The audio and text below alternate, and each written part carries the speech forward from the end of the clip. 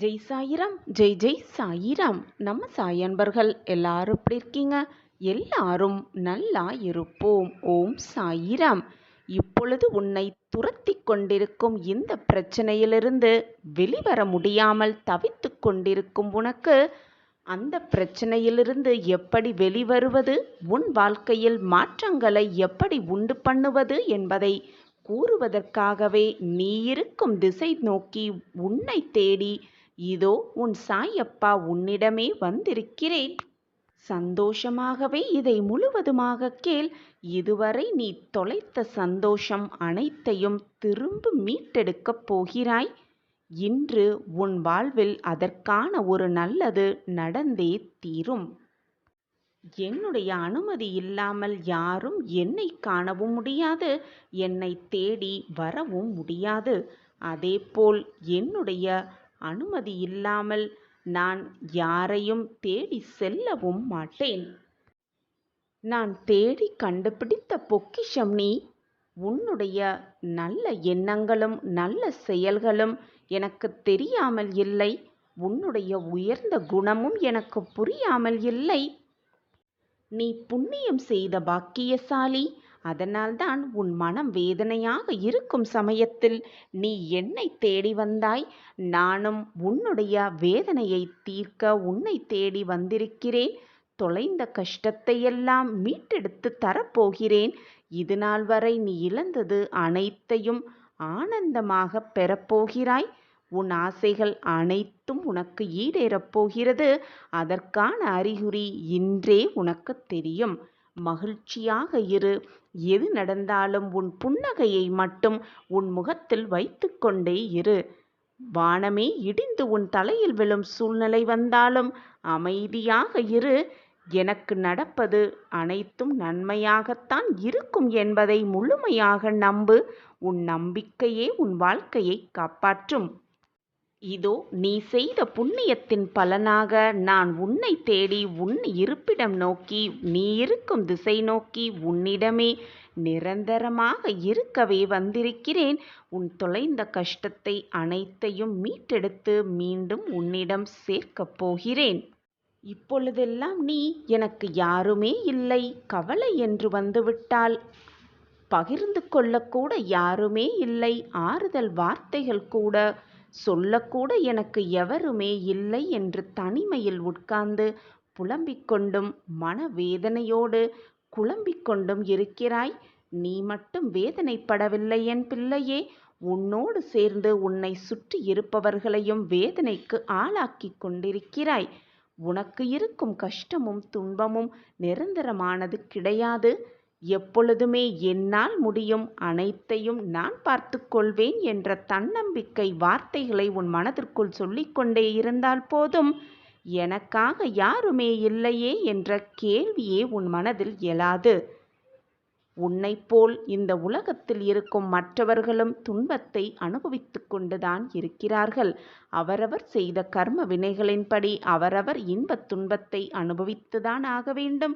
அவரவர் கர்மாவை அவரவர் கழித்தேதான் ஆக வேண்டும். அவர்களுக்கு என்று தனித்தனி வாழ்க்கை இருக்கிறது. அதை விடுத்துவிட்டு உன்னுடைய சோகத்தை பகிர்ந்து கொள்ள, உனக்கு ஆறுதல் வார்த்தைகள் கூற மற்றவர்களால் எப்படி முடியும் என்று நீ நினைக்கிறாய்? உனக்குத்தான் நான் இருக்கிறேனே. எதுவாக இருந்தாலும் என்னிடம் வந்து அனைத்தையும் கொட்டிவிடு. உனக்கு தேவையான அனைத்தையும் தேவையான தருணத்தில் நான் பார்த்து கொள்கிறேன். நான் உன்னோடு இருக்கும் பொழுது எதற்குமே கவலைப்பட வேண்டிய அவசியமே இல்லை. நான் இருக்கிறேன் அனைத்திற்கும் சாட்சியாக. என்மேல் முழுமையாக நம்பிக்கை வைத்திருக்கும் யாருக்கும் வாழ்க்கையில் அற்புதமும் அதிசயமும் நிச்சயமாக நிகழும். நீ என் பொக்கிஷமான குழந்தை. உன்னை காப்பதற்காக எந்த அவதாரம் வேண்டுமானாலும் நான் எடுத்து உன்னை காப்பேன். இது உன் சாய் அப்பாவின் சத்திய வாக்கேதான். தடுக்கி விழும் சமயத்தில் நான் உன்னை வீழ விடமாட்டேன். ஏதாவது ரூபத்தில் ஏதாவது ஒரு உதவி செய்து உன்னை நிச்சயமாக காப்பேன். உன்னை வெற்றியடைய செய்வேன். பசி அடங்கிய பின் கிடைக்கும் உணவும், மனம் வெறுமையற்று கிடைக்கும் பொழுது இருக்கும் பொழுது கிடைக்கும் அன்பும் பயனை தரவே தராது. ஏதாவது தவறு செய்துவிட்டு அந்த குற்றத்தை நினைத்து நினைத்து வருந்தும் பொழுதுதான் ஒரு மனிதன் மனிதனாக அவதாரம் எடுக்கிறான். அந்த மனிதனின் மனத்தை பற்றியும் புரிந்து கொள்ள அவனால் முடிகிறது. ஏதாவது தவறு செய்தால் நம் மனசாட்சி என்னும் குற்ற உணர்வே நம்மை கொன்றுவிடும் என்ற பயம் எல்லோரிடமும் இருந்தால் யாருமே குற்றம் செய்ய நினைக்கக்கூட மாட்டார்கள். கடவுளால் அவர்களின் வாழ்க்கை நிச்சயமாக நிறைவடையும். உன் அப்பாவாக அம்மாவாக அனைத்துமாக எப்பொழுதும் உன் சாயிநாதர் உனக்கு துணையிருப்பேன். நீ தடுக்கி விழும் சமயத்தில் உன்னை தூக்கிவிடும் தோழனாக, உன் தாயாக தகப்பனாக அனைத்துமாக நான் இருக்கும் பொழுது நீ தவறான பாதையில் எப்படி செல்வாய்? உரிமையில்லாத உறவும், உண்மையில்லாத அன்பும், நேர்மையில்லாத நட்பும், அது மட்டும் அல்லாமல் நம்பிக்கை இல்லாத வாழ்க்கையும் எப்பொழுதுமே நிரந்தரமே இல்லை என் குழந்தையே. இதை முழுவதுமாக நன்றாக புரிந்து கொண்டு உன் வாழ்க்கையில் செயல்படு. உன்னை யாராவது ஏமாற்றினார்கள் என்றால் அவர்களிடம் மறக்காமல் நன்றி சொல்லிவிடு. ஏனென்றால் நீ மறுபடியும் மற்றவர்களிடம் ஏமாறாமல் எப்படி இருக்க வேண்டும் என்று கற்றுக் கொடுத்ததற்காக அவர்களிடம் மனதார நன்றி சொல்லிவிடு. அது மட்டுமல்லாமல் நல்லவர்களாக நடித்து உன்னிடம் பழகியவர்களுக்கும் நன்றியை சொல்லிவிடு. ஏனென்றால் மற்றவர்களிடம் எப்படி ஏமாறாமல் இருக்க வேண்டும் என்று அவர்கள் உனக்கு கற்றுக் கொடுத்ததற்காக மறக்காமல் நன்றியை சொல்லிவிடு. உன்னிடம் இருந்து விலகிய உறவுகளுக்கு மீண்டும் ஒரு முறை நன்றியை சொல்லிவிடு. ஏனென்றால் வாழ்க்கையில் எப்படி தனியாக போராட வேண்டும், தனியாக நின்று சாதிக்க வேண்டும் என்று கற்றுக் கொடுத்ததற்காக அவர்களிடம் உன் நன்றியை சொல்லிவிடு. எல்லாம் கிடைத்தவர்கள்தான் எனக்கு எதுவுமே இல்லை என்று நினைத்து நினைத்து புலம்பிக் கொண்டிருக்கிறார்கள். எதுவுமே கிடைக்காதவர்கள் இருப்பதை வைத்துக்கொண்டு சந்தோஷமாகத்தான் வாழ்கிறார்கள். எனவே என் குழந்தையே, உனக்கு கிடைத்திருக்கும் இந்த அற்புதமான பொக்கிஷமான வாழ்க்கையை எவ்வளவு மகிழ்ச்சியாக சந்தோஷமாக வாழ முடியுமோ அவ்வளவு சந்தோஷமாக வாழ பழகிக்கொள். கிடைக்காததை நினைத்து நினைத்து வருந்தாதே, ஏங்காதே, மற்றவர்களோடு உன்னை ஒப்பிட்டு பார்க்காதே. அப்படி ஏங்கி தவிக்கும் பொழுதுதான், ஏமாற்றம் வரும் பொழுதுதான் மனது வெறுமையாகும். மனது தானாகவே வருத்தப்படும். மனது வருத்தப்பட்டால் மனதில் நிம்மதி இருக்காது. நிம்மதி இல்லை என்றால் மகிழ்ச்சியும் சந்தோஷமும் தானாகவே வந்த இடம் தெரியாமல் போய்விடும். உன் மனதை சந்தோஷமாக வைத்துக்கொள். நன்றாக வாழ்ந்தவர்கள் கெட்டதும் இல்லை, அதே போல துயரங்களும் வாழ்க்கையில் நிரந்தரமும் இல்லை. உன் வாழ்வில் நடப்பது அனைத்திற்கும் உன்னுடைய கர்ம பலன்கள்தான் காரணமாக இருக்கிறது. எதுவரை போகட்டுமோ அதுவரை போகட்டும் என்று விட்டுவிடு. நான் இருக்கும் வரை ஒருபோதும் மனம் தளர்ந்து விடாதே. அனைத்தும் ஒரு நாள் ஒரு முடிவுக்கு வந்து சேர்ந்துதானே ஆக வேண்டும். எப்பொழுதுமே வாழ்க்கையில் நீ கடந்து வந்த பாதையை நினைத்து நினைத்து கவலைப்படாதே, புலம்பாதே. உனது கை ஓங்கி இருக்கும் சமயத்தில் உன்னை உபயோகித்தும், ஓங்கின உன் கை இறங்கிய நிலையில் உன்னை உதாசீனப்படுத்தியும், அது மட்டுமல்லாமல் உன்னை கீழே வீழ்த்தி அழகு பார்க்கும் சந்தோஷப்படும் உலகம் இது. இது காலத்தின் கட்டாயம். அமைதியாக இரு. உன்னை பற்றி அவர்களாகவே தெரிந்து கொள்ளும் நேரம் வரும். அவர்களாகவே தெரிந்து கொள்ள வேண்டும் உன்னை பற்றி. நீயாக விமர்சனம் செய்யவே கூடாது. உன்னிடம் அன்பாய் பேசினால் போதுமே, உடனே கர்ணனைப் போல அனைத்தையும் கொடுத்து விடுவாய். பின்னர் அதை நினைத்து நினைத்து வருத்தமும் படுவாய்.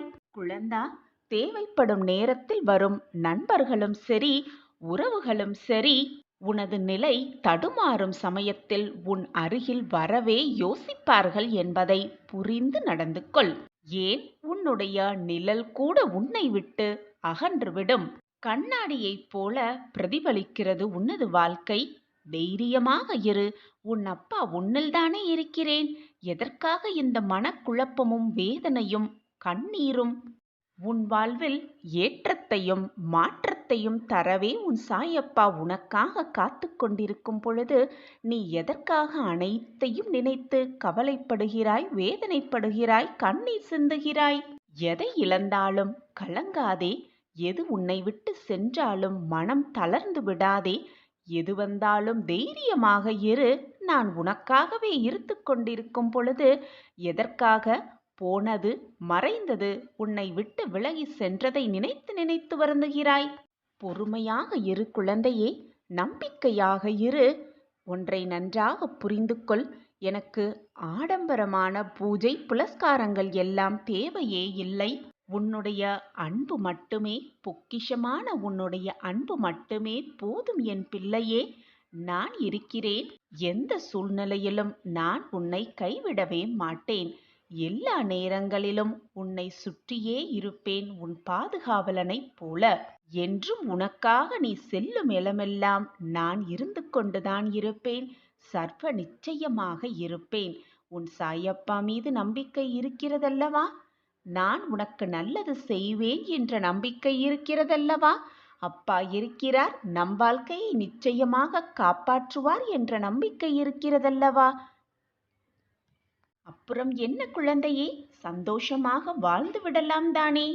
என் அன்பு குழந்தா, என்னை தஞ்சமடைந்தவர்களுக்கும், என்னை நேசிப்பவர்களுக்கும், என்னை முழுவதுமாக நம்புகிறவர்களுக்கும் நான் என்றும் உயிருடன் தான் இருப்பேன். என்னுடைய ஆசிர்வாதமும் அற்புதமும் அவர்கள் வாழ்வில் நிகழ்ந்து கொண்டேதான் இருக்கும். இது சர்வ நிச்சயமான உண்மை. இதுதான் தெய்வ வாக்கும் கூட. குழந்தா, உன் நல்ல மனம் என்ன என்பதையும், சூழ்நிலைகள்தான் உன்னை மாற்றி உன்னை தவறான வழியில் சித்தரிக்கிறது என்பதையும் உன் சாயப்பா நன்கு அறிவேன் என் பிள்ளையே. சோதனைகளாலும் வேதனைகளாலும் உன் மனம் ரணப்பட்டு கிடக்கிறது.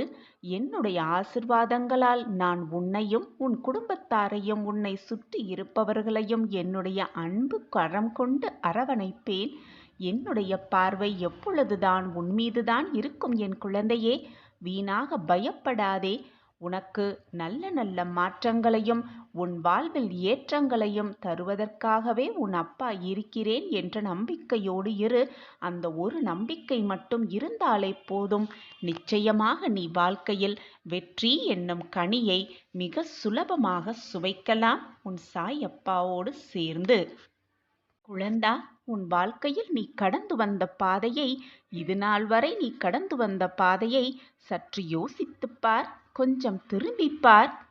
அன்றிலிருந்து இன்று வரை என்னென்ன வித்தியாசங்கள் உன் வாழ்வில் நடந்தது என்பது நீயே நிச்சயமாக புரிந்து கொள்வாய். ஒரு பூ பூப்பதற்கு முன்பாக அது மொட்டாக இருக்கும் பொழுது அது என்னென்ன விஷயங்களை செய்கிறது, என்னென்ன விஷயங்கள் அதற்குள் நடக்கிறது என்பதை அறிந்து கொள்வாயா பிள்ளையே?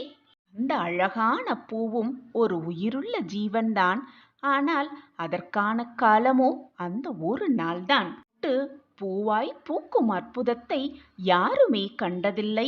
ஒரு நாள் வாழ்க்கையை கொண்ட அந்த பூ மொட்டாய் இருக்கும் பொழுது அது பூவாய் மலர்வதற்கான அதற்கு தேவையான விஷயம் அதிகமான சூரிய வெளிச்சம். சில சமயம் சூரிய வெளிச்சமும் தண்ணீரும் கூட இல்லாமல் போய்விடலாம். ஆனால் இவையெல்லாம் அந்த மலருக்கு சவாலான விஷயமே. அனைத்தையும் தாண்டி அனைத்தையும் எதிர்கொண்டுதான் அந்த மொட்டு பூவாக மலர்கிறது. மலர்ந்து இறைவனின் காலடியில் சரணடைகிறது. அதனுடைய காலம் ஒரு நாள் மட்டுமே. இப்படி ஒரு நாள் ஆயுளை கொண்ட அந்த அழகிய மலர் இவ்வளவு தைரியமாகவும் தன்னம்பிக்கையாகவும் செயல்படும் பொழுது நீயும் உன் வாழ்க்கையில் உள்ள சோகங்களையும் சங்கடங்களையும் சோதனைகளையும் மிக சுலபமாக கடந்து வந்து வெற்றி என்னும் மலரை மிக சுலபமாக உன்னாலும் பறிக்க முடியும். உன்னாலும் மலர் போல் ஆக முடியும் குழந்தையே. குழந்தா, உன் வாழ்க்கையையே புரட்டி போடும் விஷயமாக ஒன்று உன் வாழ்வில் நிகழத்தான் போகிறது. அதற்கான ஏற்றமும் மாற்றமும் உன் வாழ்வில் நிகழத்தான் போகிறது. நான் அந்த நிகழ்வை உனக்காக, என் பொக்கிஷமான பிள்ளைகளுக்காக நிச்சயமாக செய்வேன். சர்வ நிச்சயமாக நான் உன் வாழ்வில் நல்ல நல்ல மாற்றங்களையும் நல்ல நல்ல ஏற்றங்களையும் ஏற்படுத்துவேன் என்பது உன் சாயப்பாவின் சத்திய வாக்கு, தெய்வ வாக்கு. சத்திய பிரமாணம் என்று எப்படி இருந்தாலும் நீ எடுத்துக்கொள். ஆனால் நடப்பது நிச்சயமாக நடக்கும். ஏற்கனவே எல்லாம் தீர்மானிக்கப்பட்டவையால்தான் எல்லாம் நடந்து கொண்டிருக்கிறது. நீ நினைப்பதாலோ, நீ வேதனைப்படுவதாலோ, நீ சோகப்படுவதாலோ, நீ கண்ணீர் சிந்துவதாலோ, பிரார்த்தனை செய்வதாலோ எதுவுமே மாறப்போவதில்லை. எழுதப்பட்டது நிச்சயமாக நடந்தே தீரும். தீர்மானிக்கப்பட்டது நிச்சயமாக தீர்மானத்திற்குள் நடந்துவிடும். திட்டம் தீட்டியது நிச்சயமாக திட்டப்படி அரங்கேறும். உன் வாழ்க்கை எப்படி இருக்க வேண்டும், என்னென்ன மாற்றங்கள் வர வேண்டும் என்ற திட்டத்தை உன் அப்பா தீட்டுவிட்டேன். என் திட்டப்படிதான் எல்லாம் இது நாள் வரை சுபமாக நடந்து கொண்டிருக்கிறது. இனியும் சுபமாகவே நடக்கும். உனக்கு துணையாக எப்பொழுதும் உன் சாயப்பா இருக்கிறேன் என்பதை மறந்து விடாதே. நான் இருக்கும் வரை உன் கஷ்டத்தில், உன் வாழ்க்கையில் எந்த சோகமும் நெருங்கும் வதை நான் விடமாட்டேன். நான் இருக்கிறேன், எதற்குமே அஞ்சாதே. நம்பிக்கை ஒன்று மட்டும் உன் வாழ்விலும் உன் மனதிலும் இருந்தால் போதும். வெற்றி என்னும் கனியை, அழகிய மலரை மிக சுலபமாக எட்டிப் பிடித்து விடலாம். யார் என்ன கூறினாலும் நீ உன்னுடைய உழைப்பில் நேர்மையாகவும் எப்பொழுதும் நம்பிக்கை மிகுந்தவனாகவும் இரு. உன் நம்பிக்கையே உன் வாழ்க்கையை காப்பாற்றும். நம்பிக்கைதான் வாழ்க்கை. என் அன்பு குழந்தையே, எல்லோர் வாழ்க்கைக்கும் அவசியம் தேவையான ஆற்றல் நம்பிக்கைதான். உயிரில்லாத உடலுக்கு மதிப்பு குறைவது போல நம்பிக்கையில்லாத மனிதனுக்கும் மதிப்பு குறையவே செய்யும். பலரது வாழ்க்கையை மாற்றும் வலிமை நம்பிக்கைக்கு மட்டுமே உண்டு. நம்பிக்கைதான் வாழ்க்கையே. வாழ்க்கை என்னும் ஆற்றை நம்பிக்கைக்கு மட்டுமே உண்டு. வாழ்க்கை என்னும் ஆற்றை நம்பிக்கை என்னும் நீச்சல் தெரிந்தவர்கள் மட்டுமே சுலபமாக கடக்கிறார்கள். மற்றவர்கள் கரையிலேயே வீழ்ந்து கிடக்கிறார்கள். இதுதான் நம்பிக்கையின் நியதி. என் அன்பு பிரியமே, கஷ்டத்தில் வரும் துன்பத்தை விட கஷ்டம் வந்துவிடுமோ என்ற பயத்தால் வரும் துன்பமே மிக அதிகம். பயப்படாமல் இரு. எது வந்தாலும் பார்த்து விடலாம் என்று தைரியமாக செயல்படு. நம்பிக்கையால் மட்டுமே இதை நினைக்க முடியும், செய்ய முடியும். நம்பிக்கையோடு இரு. நம்பிக்கைதான் வாழ்க்கையே. நம்பிக்கை எங்குமே இருக்கிறது. நமக்குள் இருக்கிறது, நம்மை சுற்றி இருப்பவர்களிடம் இருக்கிறது, புத்தகங்களில் இருக்கிறது, கடவுளிடம் இருக்கிறது, நம்மை சுற்றி நடக்கும் சிறு சிறு சம்பவங்களிலும் இருந்து கொண்டுதான் இருக்கிறது. ஒவ்வொன்றையும் கூர்ந்து கவனித்தால் நம்பிக்கையை பற்றி நாமே நிறைய விஷயங்களை கற்றுக்கொள்ளலாம் குழந்தையே. எந்த ஒரு விஷயம் செய்யும் பொழுதும் நம்பிக்கையாக நாம் இதை செய்தால் நிச்சயமாக வெற்றி அடைவோம் என்ற நம்பிக்கையோடு செய்தால் நிச்சயமாக வெற்றி பெற்றுவிடலாம். அதை விட்டுவிட்டு வெற்றி பெறுவோமா, இதை செய்ய நம்மால் முடியுமா என்று கேள்விக்குறியோடே செய்ய ஆரம்பித்தால் நிச்சயமாக ஏதாவது ஒரு தடங்கல், சோதனைகள் வரத்தான் செய்யும். வாகனத்திலோ, ரயிலிலோ, விமானத்திலோ பயணம் செய்யும் பொழுது இந்த பயணம் பாதுகாப்பானதாக இருக்கும் என்ற நம்பிக்கை இருந்தால்தான் மட்டுமே நம்மால் வேடிக்கை கூட அந்த பயணத்தில் பார்த்து கொள்ள முடியும். அப்படி இல்லை என்றால் பயத்தோடும் நடுக்கத்தோடும் தான் அந்த பயணம் முடியும். என் அன்பு பிரியமே, நீ எடுக்கும் எந்த ஒரு செயலையும் சிறப்பாக செய்ய முடியும் என்று முதலில் நீ நம்ப வேண்டும். உன் மீது முதலில் நம்பிக்கை வை. உன் சாயப்பா மீது நம்பிக்கை வை. அந்த செயலை நாம் சிறப்பாக செய்வோம். அதற்கு உறுதுணையாக அப்பா துணையாக இருப்பார் என்ற நம்பிக்கையை வை. உன் எண்ணம் போல், உன் நம்பிக்கை போல் எல்லாமே வெற்றிகரமாகவே முடியும். அதை விட்டுவிட்டு நம்மால் இந்த செயலை செய்ய முடியுமா என்று ஒரு கண நேரம் நீ யோசித்தாலே போதும், அனைத்தும் சரிந்தே விடும். என் அன்பு பிரியமே, சந்தேகம் இருக்கும் இடத்தில் சந்தோஷம் இருக்காது பிள்ளையே. நம்பிக்கை இருக்கும் இடத்தில் நன்மைகள் மட்டுமே இருக்கும். ஒருவர் தானே ஏற்படுத்தி கொள்ளலாம் நம்பிக்கையை. அப்படி இல்லாமல் மற்றவர்களின் நிர்பந்தத்தால் கூட நம்பிக்கை ஏற்படுத்தி கொள்ளலாம். உன்னுடைய உழைப்பு என்றுமே வீணாகாது குழந்தையே. வாழ்க்கையில் முன்னேற வேண்டுமானால் உன்னை பற்றிய மற்றவர்களின் மதிப்பீட்டுகளிலிருந்து உன்னை மேம்படுத்த உனக்கு என்ன தேவையோ அதை மட்டும் நீ எடுத்துக்கொண்டாலே போதும். மற்றதையெல்லாம் கவனத்தில் எடுத்துக்கொள்ளாதே. உனக்கு தேவையற்ற வீண் சொற்களை மறந்தும் கூட காதில் வாங்கி போட்டுக்கொள்ளாதே. உனக்கு தேவையில்லாத அந்த சொற்களையெல்லாம் உன் மனதில் தேக்கி வைத்துக்கொண்டு உன்னுடைய வாழ்க்கையின் வளர்ச்சிக்கு நீயே தடைக்கல்லாக மாறிவிடாதே என் பிரியமே. கவலைப்படாதே என் பிரிய கண்மணியே. எப்பொழுதும் என்றென்றும் நான் உன்னோடு இருக்கும் பொழுது எதற்காக பயம் உன் மனதில்?